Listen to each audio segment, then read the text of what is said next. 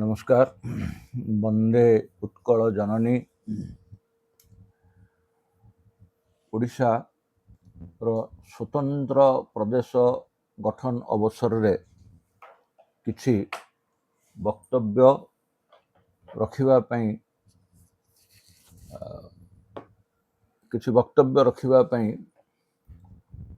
पूर्वरु स्थिर करथिली।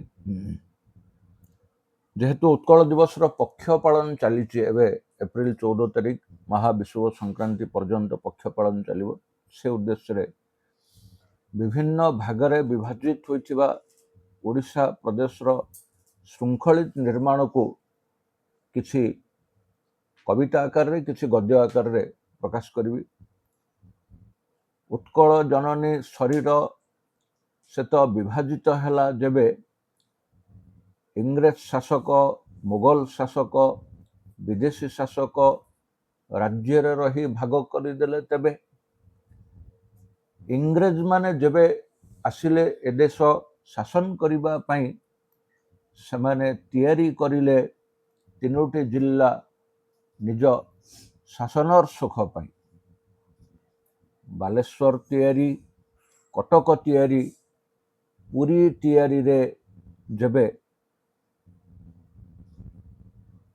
उत्कल प्रदेश भाग होइथिला, उत्कल प्रदेश भाग होइथिला नामरे सेबे उत्कल नामरे परिचित थिला भद्रक, बालेश्वर, जाजपुर आउ केन्द्रापड़ार कटक सहित माटी।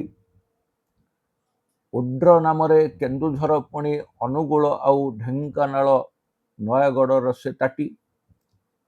खोर्धा, पुरी, गंजाम आदि जतक थिले से देश कंगोद नामे परिचित थिले। कलिंग, कोशल, ईश। कलिंग रे किछि राज्य थिला, कोशल रे किछि राज्य थिला, उत्कल रे किछि राज्य थिला, उड्र रे किछि राज्य थिला और कंगोद रे किछि राज्य थिला। एमती करिकि 1828 मसीह रे जतबेले इंग्रेज माने ओडिशा को शासन करिबा पई 1803 मसीह रे प्रवेश कले, से माने ओडिशा को प्रथमे तीनोटी जिल्ला रे भाग करथिले। तीनोटी जिल्ला से माने निर्माण करथिले शासनर श्रृंखला दृष्टि कहि गली से कथा टिके आगुरु। शासन सुविधा पई तीनोटी जिल्ला निर्माण कले। शासन करिबा नै कटक, बालेश्वर, पुरी 1828 मसीह रे तैयारी हला। गंजाम, कोरापुट जोड़ी हला 1936 मसीह रे। गंजाम, कोरापुट, कटक, बालेश्वर, पुरी एवं संबलपुर आदि नहीं 6टी जिल्ला रे स्वतंत्र उत्कल प्रदेश को गठन कर दिया गला भाषा भित्तिक राज्य आकार रे 1936 मसीहा एप्रिल 1 तारीख रे।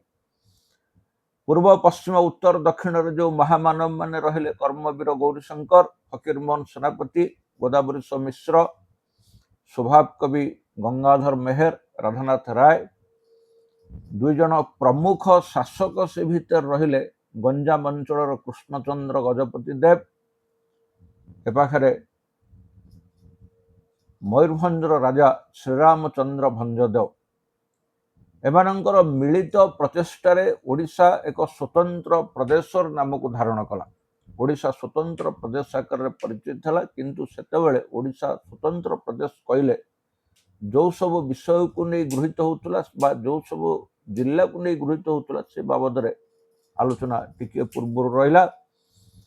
हेले क श्रेणीर, ग श्रेणीर एवं ख श्रेणीर क, ख, ग क्रम गड़जात माने स्वतंत्र स्वाधीन राजा मानक द्वारा सेतेबेलकर स्वाधीन राजा समान थिले, कारण समान शासन करथुले आउ स्वाधीन भाव को नहीं समान शासन करथुले।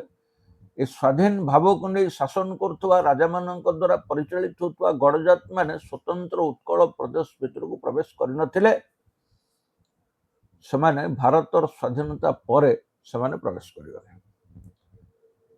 तेणु जो उत्कल भाग होइथिला 6टी देश रे जेबे सेई उत्कल पुणी भाग होई गला 13टी जिल्ला रे, तेबे 6 ଜିଲ୍ଲାରୁ ସେମାନେ 13 ଜିଲ୍ଲାରେ ପରିଣତ ହୋଇଗଲେ। 13 ଜିଲ୍ଲାରୁ ପ୍ରବାଦ ପୁରୁଷ ଯାହାଙ୍କୁ ଟଲ୍ ମ୍ୟାନ୍ ବ୍ରେଭ୍ ମ୍ୟାନ୍ ବୋଲି କୁହାଯାଏ, ଯାହାଙ୍କ ନାଁରେ 2ଟି ଦେଶ ସର୍ବୋଚ୍ଚ ସମ୍ମାନ ପ୍ରଦାନ କରେ, ଇଣ୍ଡୋନେସିଆ ଆଉ ଭାରତବର୍ଷ। ସର୍ବୋଚ୍ଚ ସମ୍ମାନ ସେମାନେ ପ୍ରଦାନ କରନ୍ତି ବିଜୁ ପଟ୍ଟନାୟକଙ୍କୁ। ସେଇ ବିଜୁ ପଟ୍ଟନାୟକଙ୍କ ଆଖ୍ୟାରେ, ତାଙ୍କ ଚେଷ୍ଟାରେ ଏ ସ୍ୱତନ୍ତ୍ର ଉତ୍କଳ ପ୍ରଦେଶ, ଯାହା 1936 ମସିହା ଏପ୍ରିଲ 1ରେ ଗଠିତ ହୋଇଥିଲା, ପରବର୍ତ୍ତୀ ସମୟରେ 6ଟି ଜିଲ୍ଲାରୁ 13ଟି ଜିଲ୍ଲା, 13ଟି ଜିଲ୍ଲାରୁ 30ଟି ଜିଲ୍ଲାରେ ପରିଣତ ହେଲା।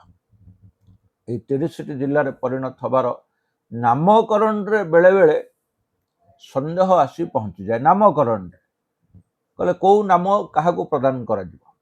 ଉତ୍କଳ ନାମକରଣରେ ଯେଉଁମାନେ ଆସନ୍ତି, ଉତ୍କଳ ମୟୂରଭଞ୍ଜ, ବାଲେଶ୍ୱର, ଭଦ୍ରକ, ଯାଜପୁର, କଟକ ଏବଂ କେନ୍ଦ୍ରାପଡ଼ା, ଏମାନେ ଉତ୍କଳ ନାମରେ ପରିଚିତ ହୁଅନ୍ତି। ଏହି ଖଣ୍ଡମାନଙ୍କୁ ଉତ୍କଳ ଖଣ୍ଡ ବୋଲି କୁହାଯାଏ। ହେଲେ ଓଡ୍ର ଖଣ୍ଡରେ ବି କିଛି ରହନ୍ତି। କେନ୍ଦୁଝର, ଅନୁଗୁଳ, ଢେଙ୍କାନାଳ, ନୟାଗଡ଼, ଏମାନେ ଓଡ୍ର ଖଣ୍ଡରେ ରହନ୍ତି। ଓଡ଼ିଆ ଭାଷାର ଉତ୍ପତ୍ତି ତା ଭିତରୁ ହେଇଛି ବୋଲି ଗ୍ରହଣ କରାଯାଏ। ପ୍ରଥମେ ଓଡ଼ିଆ ଭାଷା ଓଡ୍ର ଭାଷା ନାଁରେ ପରିଚିତ ଥିଲା। ପରବର୍ତ୍ତୀ ସମୟରେ ତାହା ଅପଭ୍ରଂଶିତ ହେଇ କିମ୍ବା ସମୟକ୍ରମେ ତାହା ବିସ୍ତୃତି ଏବଂ ବ୍ୟବଧାନ ଲାଭ କରି ପୁଣି ପରିଚାଳିତ ହୋଇ ପରିବର୍ତ୍ତିତ ହୋଇ ଓଡ଼ିଆ ଭାଷା ନାଁରେ ପରିଚିତ ହେଲା। କେନ୍ଦୁଝର, ଅନୁଗୁଳ, ଢେଙ୍କାନାଳ, ନୟାଗଡ଼ ଆଦି ଅଞ୍ଚଳ ଓଡ୍ର ଅଞ୍ଚଳରେ ପରିଚିତ ହୁଏ।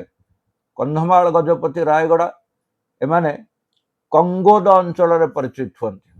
ଠିକ୍ ସେମିତି ଓଡ଼ିଶାର ମଧ୍ୟବର୍ତ୍ତୀ କିଛି ଅଞ୍ଚଳ ରହିଲା ଯେଉଁମାନେ କଳିଙ୍ଗ ନାଁରେ ପରିଚିତ ହେଇଛନ୍ତି, ନବରଙ୍ଗପୁର, କୋରାପୁଟ, ମାଲକାନଗିରି ଆଦି।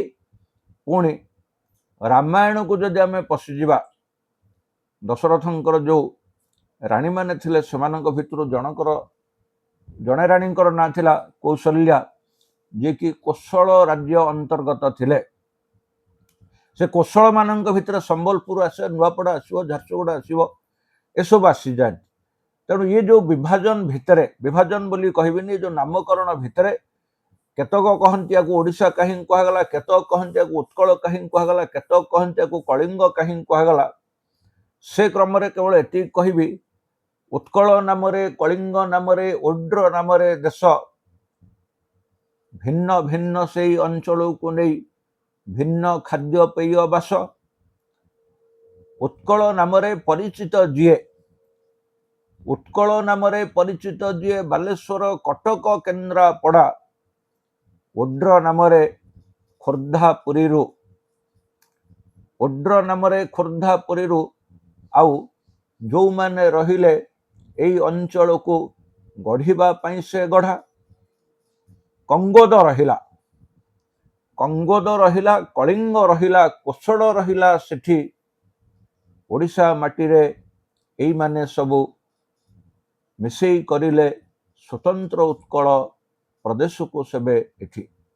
ଏଇଭଳି ଭାବରେ ସ୍ୱତନ୍ତ୍ର ଉତ୍କଳ ପ୍ରଦେଶ 3 ଜିଲ୍ଲା 1828 ମସିହାରେ, 6 ଜିଲ୍ଲା 1936 ମସିହାରେ, 1947 ମସିହା ପରେ 13 ଜିଲ୍ଲା, 1993 ମସିହା ପରେ 30 ଜିଲ୍ଲାରେ ଭାଗ କହିଲେ ସ୍ୱତନ୍ତ୍ର ପରିଚୟ ଗ୍ରହଣ କରି, ଏଠି କାହାକୁ ସାନ ବଡ଼ କୁହାଯିବ ନାହିଁ, ଏଠି କାହାକୁ ଉଚ୍ଚ ନିଚ କୁହାଯିବ ନାହିଁ, ପ୍ରସିଦ୍ଧ ଅପ୍ରସିଦ୍ଧ କୁହାଯିବ ନାହିଁ, ଖ୍ୟାତି ଅଖ୍ୟାତିରେ ବିସ୍ତୃତ କରାଯିବ ନାହିଁ। ବରଂ 30ତମ ଜିଲ୍ଲା ଭିତରେ ବାଣ୍ଟି ଦିଆଗଲା ଓଡ଼ିଶାର ଭୌଗୋଳିକ, ସାମାଜିକ, ସାଂସ୍କୃତିକ, ସଭ୍ୟତାଗତ ସମସ୍ତ ପରିଚୟକୁ। ମଧୁବାବୁଙ୍କ ପଂକ୍ତିକୁ ସମସ୍ତେ ମନେ ପକାଇବେ, ନିଃସ୍ୱାର୍ଥପର ଭାବରେ। ସ୍ୱାର୍ଥପର ହେବେ ନାହିଁ, ପରସ୍ୱାର୍ଥ ହେବେ। ସଂସ୍କୃତର ଶ୍ଲୋକଟିକୁ ମନେ ପକାଇବେ, ଅୟମ୍ ନିଜ ପରୋ ବେତି ଗଣନା ଲଘୁ ଚେତସାମ୍ ଉଦାର ଚରିତାନାଂ ତୁ ବସୁଧୈବ କୁଟୁମ୍ବକମ୍। ଏ ବ୍ୟବସ୍ଥା ଭାରତୀୟ ମାନଙ୍କର ଥିଲା। ଇଏ ମୋର, ଇଏ ତାର, ଇଏ ତାଙ୍କର, ଇଏ ଆମର, ଇଏ ଭାବନା ୟାଙ୍କ ଭିତରେ ନଥିଲା। ଏମାନଙ୍କ ଭିତରେ ଯେଉଁ ଭାବନା ଥିଲା से भावना हूँ वसुधैव कुटुंबकम। उदार चरिता नाम तो ग्लोबाल विलेज रो चिंताधारा या भितर प्रवेश करिगला। संपूर्ण विश्व हूँ गोटे परिवार। संपूर्ण विश्व आम समस्ते समस्तंकर निकटवर्ती होकर रहिबा कथा, समस्ते समस्तंक पाखर रहिबा कथा। से जड़े कवि ये ओडिया माटी रे थरे घोषणा करथिले, प्राणी आरत दुख अप्रमित देखु देखु केबा सहु, मो जीवन पछे नरके पड़ी थाऊ जगत उद्धार हेउ। को भितर पड़चंती सारा जगतर चिंताधारा से करचंती। ओडिया माटीर ये चिंताधारा स्वतंत्र थिला, ओडिशावासी चिंताधारा स्वतंत्र थिला। चाहे 13 जिला कहतु कि 30 जिला कहतु, ओडिया माटीर जननायक एठी घोषणा करथिले, मिशु मोर देह ए देश माटी रे, देशवासी चली जातु पिठी रे। हजारीबाग जेल बंदी होइक अछंती। सरकार शेषमर सरकार इंग्रेज सरकार कोप दृष्टि अछंती, मुक्त हो पारुनाहांती। सेउठु थाइकी घोषणा करचंती, मोर शरीर जदि को माटी जदि मिसी जिबार अछि ताले ए देश माटी मिसी जाऊ। मिशु मोर देह ए देश माटी रे, देशवासी चली जातु पिठी रे। स्वराज्यर पथे अच्छी जेते गाड़, पुरु तही पड़ी मोर मांस हाड़। उत्कलमणि पंडित गोपबंधु दास घोषणा करी कहते जे एठी ओडिया माने गोटे समर्पित जाति। उत्कल गोटे समर्पित जाति। उड्र कहतु, कोशल कहतु, कलिंग कहतु, कंगोद कहतु, किंबा अन्य जेकोसी अंचल रे ए ओडिशा पछके भाग होई थाउ ना काहेकि, एठी समस्ते एकाकार ही करी वंदे उत्कल जननी चारु हासमयी, चारु भासमयी जननी जननी जननी घोषणा करती। मातृभूमि प्रति यथार्थ सम्मान प्रदान करती। नमस्कार, जय जगन्नाथ। जय।